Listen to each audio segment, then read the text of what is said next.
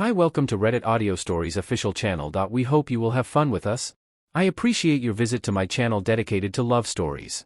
I encourage you to subscribe and give it a thumbs up as it serves as great motivation for me to create new content. Enjoy watching. I waited for the receptionist to call my name over the intercom. I was a little surprised when she looked at me, smiled and said, "Mr. Alexander will see you now, Mr. Elijah.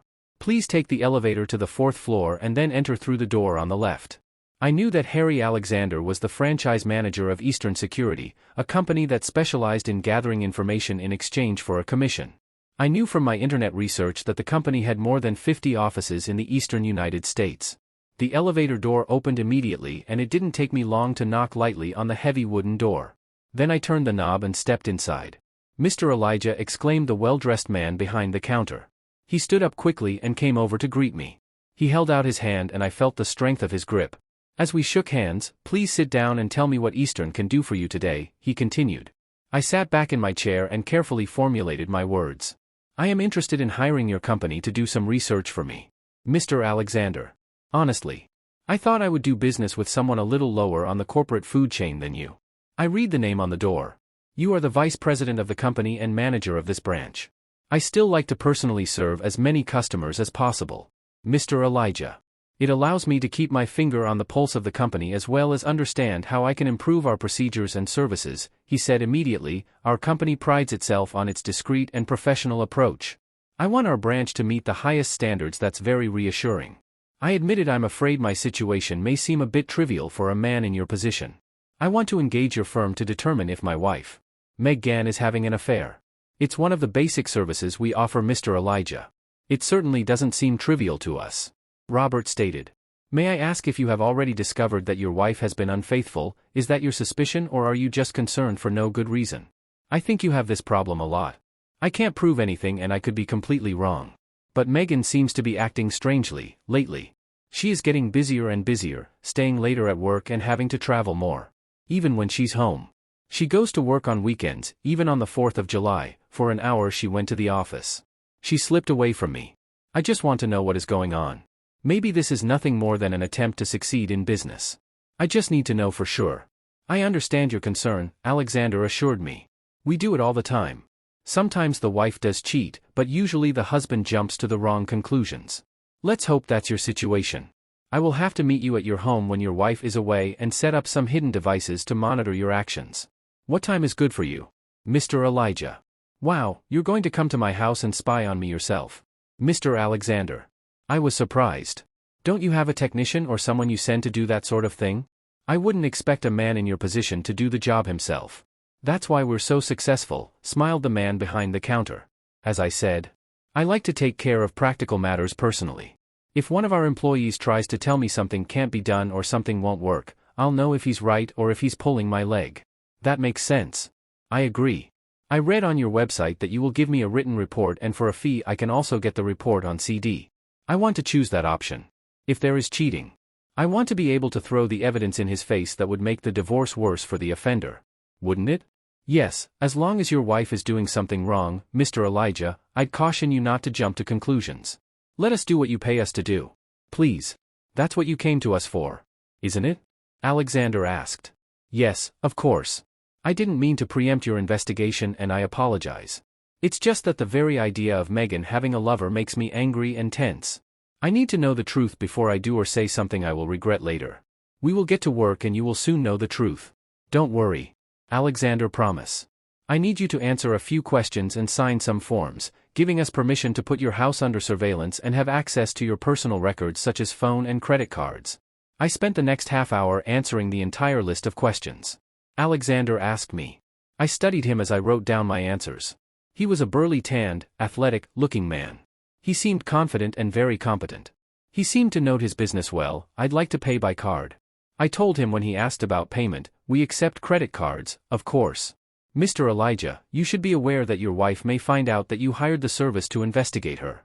Do you have access to the card statement?" He asked technically. "Yes. But Megan never pays the bills and rarely looks at the statements." "That won't be a problem." I replied. "She won't know about your service until I go on strike." "Sure, if she's cheating on me." Once all the paperwork was finalized, we agreed to meet at my house on Friday at noon. Meg Gann had already informed me that she would be working late that day. At least she called it work. I left Eastern State with the feeling that I had accomplished my task. Alexander promised to have a full report, including a CD, in 3 weeks. That would fit perfectly with my plans for Megan. I had a hard time keeping my suspicions from Meg Gann. The only thing that made it remotely possible was that she had paid very little attention to me over the past few months. I could grow a frog on my ass and cut it off, and she would never notice. Now I had a deadline for the task at hand and felt I could last that long, albeit with some effort. That night, Megan managed to get dinner ready, which was unusual. When I asked her about it, she seemed annoyed. "Don't make a big deal about it," she warned me. "You're doing everything you can to get ahead at work. You don't have to resent my success.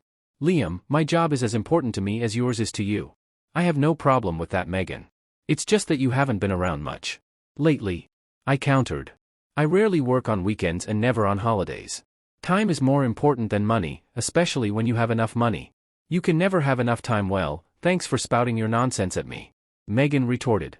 I realized my words of infinite wisdom weren't being heard, so I grabbed a beer from the fridge and went to the living room to watch the news. The next day at work, I was called into the CEO's office. He was in the middle of a promotion at an advertising agency. I was pretty good at it, what I did, which was making up bullshit that made products look and sound better than they really were. "We've been watching you work," Elijah said, the company's president and CEO. "And I've always wondered why the hell he couldn't call me by my first name. You've shown yourself to be innovative and independent, but also a team player. I get it. This guy has been in advertising longer than I have, talking by throwing more shit on it, essentially saying nothing. He's really good at it, and that's what I was hoping for. You gen promoted to vice president, Elijah, congratulations. You'll be in charge of several of our most profitable accounts." He continued, "You'll have your own office with 12 employees. I'll make the announcement this afternoon." I politely thanked this barrel of lard for bestowing such an honor on one who least deserved it and left the office with a smile.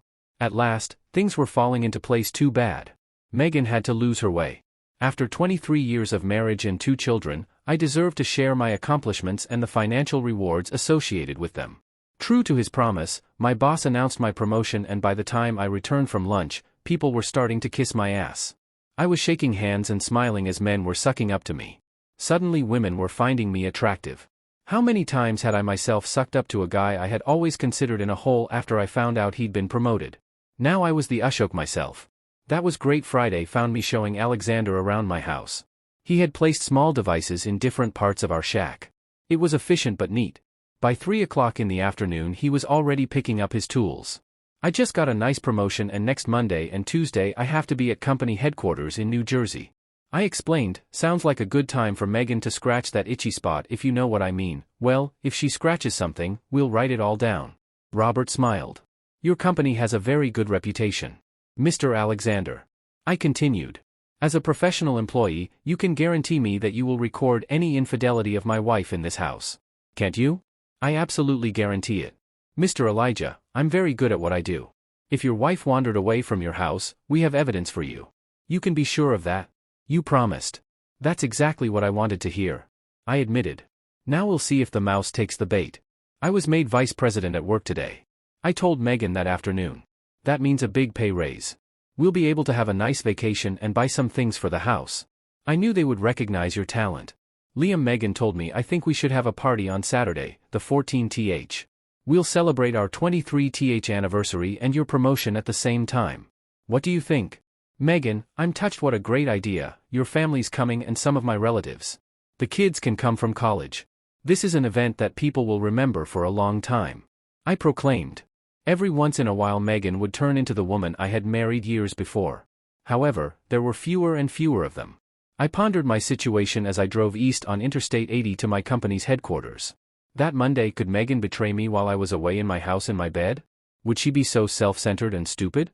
Did she really think I was that stupid? I had questions, and I realized I would have all the answers in a couple of days. It was 3 days before our party and Alexander returned to my house, pulling out all his electronics. I accompanied him as he went from room to room.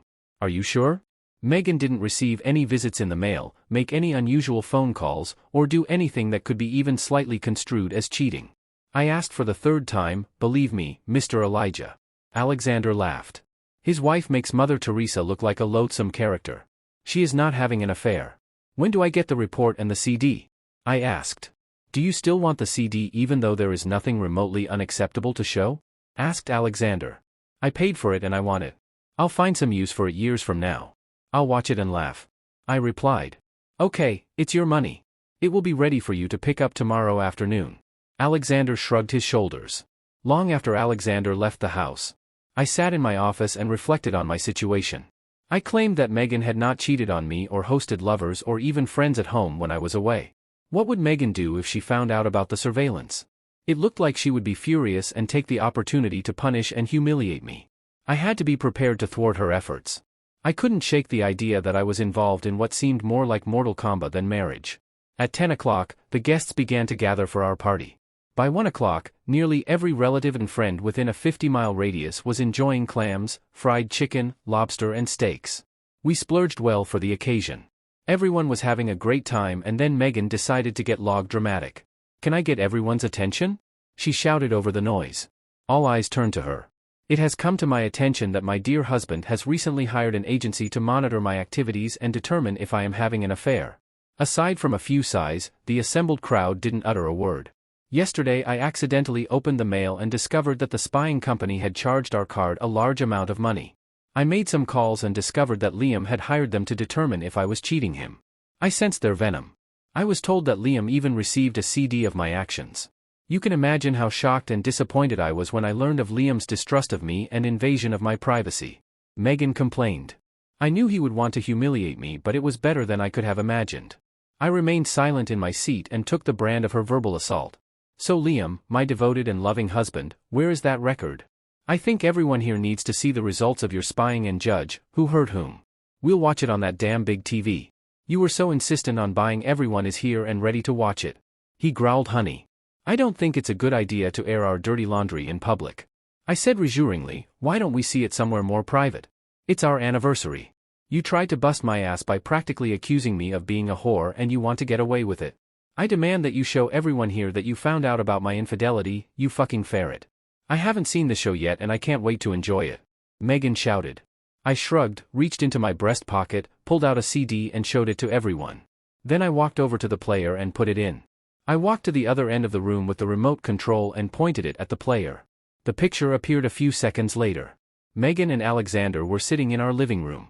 You mean, she hired you to find out if she was having an affair? Megan laughed. What are the odds of that happening? What are the odds of this jerk making a payment to us with your card? You have a good chance of accidentally finding out he's spying on you. Alexander replied. In that case, I'll crush him like a couple of walnuts, smiled Megan. I'm a trained professional. Pretended. Alexander, pouting. That dumb bastard wanted the best, so he turned to me. That's why his company used us for some covered background checks on employees rising to high positions. In fact, we did more digging into their personal accounts and backgrounds than other more lawfying companies. That's how I met you that fateful day. Remember, I'll never forget it and how hellbent you were on seducing me. Megan smiled. Was it worth the effort? I noticed Megan beginning to cringe as the events unfolded on the big screen, invited color and surround sound. Don't hesitate now, come here, bitch, Alexander insisted. Megan's face suddenly appeared on the screen. She was smiling. Sex scenes appeared on the screen. The audience was so quiet you could have heard a pin drop. Suddenly Megan found her voice and brought everyone back to the present. You miserable bastard. She screamed at me. You set me up. Turn the damn thing off now. Everybody get out of here. Spittle came out of Megan's mouth as she screamed.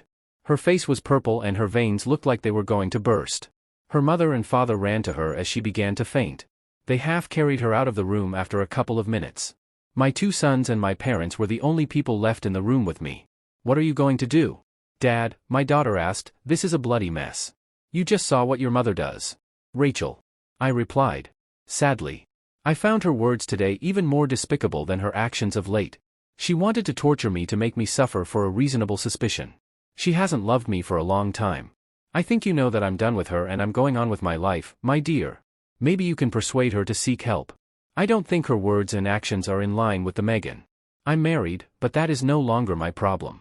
I have discussed the situation with a very good legal team. A while back I hired a detective firm that was recommended to me by a college classmate. When I became suspicious, I asked them to keep an eye on your mother. I was shocked when it turned out that she was having an affair with an agent from a firm hired by my company to investigate me.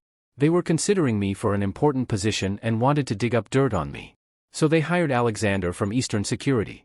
At that point, I decided I wanted to destroy his career. I hired him to determine if your mother was cheating on me, knowing all along that she was cheating on me and that it was with him. And now have him on file as a representative of the company that gave me a false report, and with the admission that he probably broke the law when he did his rather harsh background checks on me for my employer. I summarize, my legal team tells me that my company should have notified me and even had me sign a release for my background check. They also tell me that Eastern Century has deep pockets and ISN into a sea of shit because of their agent's behavior. He seduced his mother during my background check, then accepted payment for a report on her actions when he was personally involved with her, and then knowingly lied to me in his report. I have been assured that these companies would rather settle things before the truth comes out. This is not like our anniversary party. I smiled. It's much more like my retirement party with all the perks. Dear friends, thank you very much for watching. Leave comments. Put likes, share with friends and subscribe to the channel.